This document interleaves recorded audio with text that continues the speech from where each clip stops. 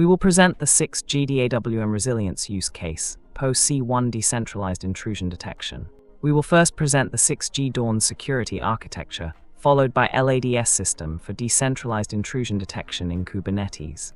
We will then introduce the testbed setup and show a demo, which is a DOS attack detection and mitigation against the UPF service of the 5G core. The security architecture of 6GDAWN represents two main layers, the management and orchestration layer on top and the infrastructure layer below. Within the management and orchestration layer, integral components such as the interdomain management and orchestration, domain-specific management and orchestration, and infrastructure domain manager are important architectural blocks of the 6GDAWN framework.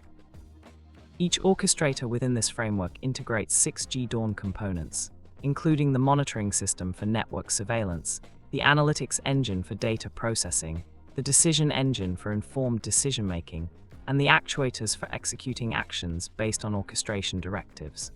Anomaly detection is vital for protecting 6G networks and enhancing their overall resilience. The project has developed an AI-driven anomaly-based intrusion detection and mitigation solution for automatic identification and mitigation of both in-slice and cross-slice attacks. The anomaly detection solution has two main components: a LADS sensor, a monitoring system in charge of capturing network flows and generating corresponding telemetry, and a LADS brain, an analytics engine in charge of modeling the different network elements and detecting anomalies as deviations from the normal behavior. The notion of decentralized intrusion detection is realized by the decentralization of the LADS sensor on each and every node in a slice, and the decentralization of the LADS brain on one or more slices for a cluster of slices. The LADS sensor offers visibility of network telemetry per node or segment of a slice, while the LADS brain manages and assigns deep learning models corresponding to a slice or to a family of protocols in a slice. This allows flexible per customer need assignment and processing of network telemetry and machine learning models for decentralized intrusion detection. The mitigator component's main role is to monitor the event log of the LADS brain, matching a set of rules for each new anomaly, and based on predefined mitigation actions, triggers the underlying Kubernetes mitigation means.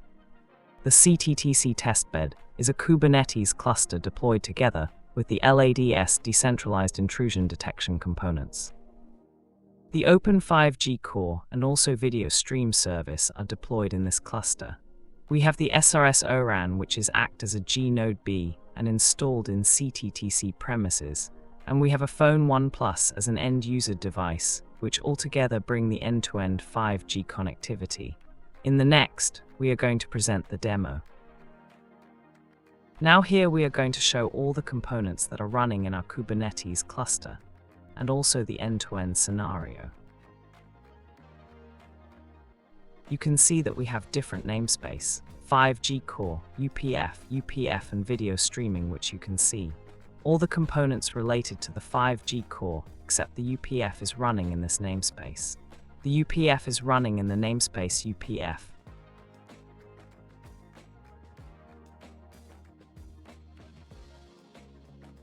And also we have running the video streaming via the vStream 1 namespace.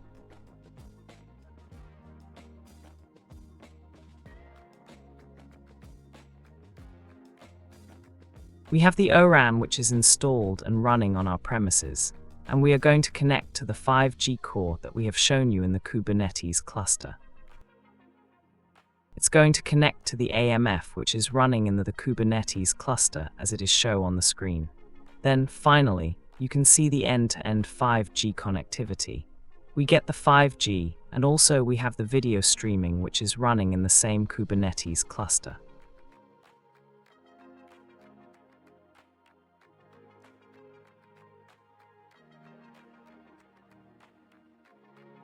Black holing an insider threat rogue pod within attack. We will demonstrate how through the ARP spoofing, we can disrupt the 5G network connectivity hosted through the CTTC testbed, and consequently, end users will be affected utilizing the 5G connectivity. We already have ongoing bottom right, the attack is up. The ARP spoofed packets are periodically sent against the UPF pod at the worker 2, and we see that the ARP table of the UPF is already affected, poisoned, with the false MAC address pointing the same gateway IP address to a different MAC address, which is not accepting and not responding to any packets. It's a blackholing attack, a very effective low-rate attack in Kubernetes, one can achieve at layer 2 of the OSI model. As we can see on the screen, the UPF service is completely disrupted, and the vStream service on the testbed is not accessible. But not only the vStream service. You can see 5G connectivity and any access, for instance, through YouTube stream services are disrupted by this attack.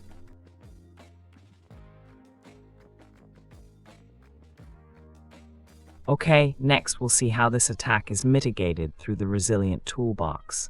We have effective detection, and mitigation detection is also very important. It provides abstraction and fine-grained monitoring of network traffic within the Kubernetes cluster activity. You can see that the attack is ongoing, bottom right, while top left is the ARP table of the UPF pod.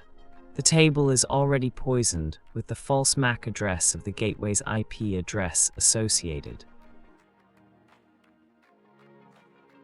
Now the LADS system, the anomaly detection system for Kubernetes, will trigger the anomaly, and there will be a mitigator that you can see, top right, reacts to this mitigation detection and triggers the mitigation action. The anomaly detection identifies source and destination, explainability of why it is detected such anomaly. And top left, you can see now that the Kubernetes has applied the mitigation, and now the UPF is on a different worker, worker 1.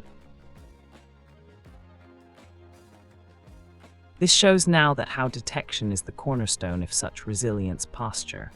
And now you can see on the screen that the vStream service freezes for a moment, for a few seconds, while the mitigation is applied. The pod is redeployed, the UPF pod, serving the 5G core services, and the vStream service is resumed.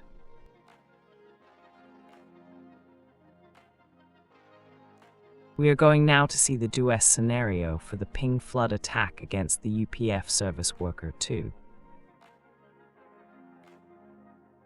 It's a different type of DOS attack, which is more aggressive with respect to the previous attack scenario. Now there are a lot of anomalies because of the volumetric nature of this DOS more aggressive. It triggers a lot of anomalies. It's already taking impact of this attack and the video streaming is frozen. And you can see here that the attack is successful and consequently the streaming service, the 5G connectivity is again completely down.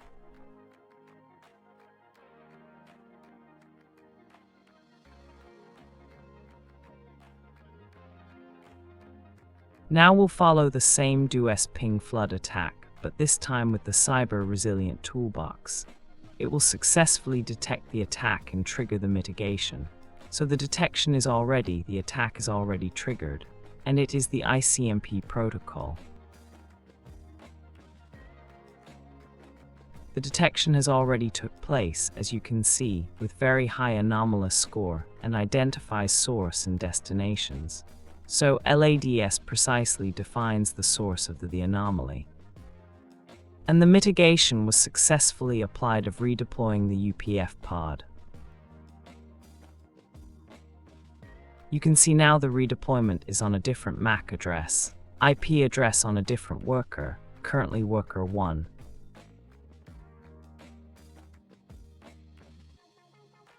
And as a result, the DOS attack is mitigated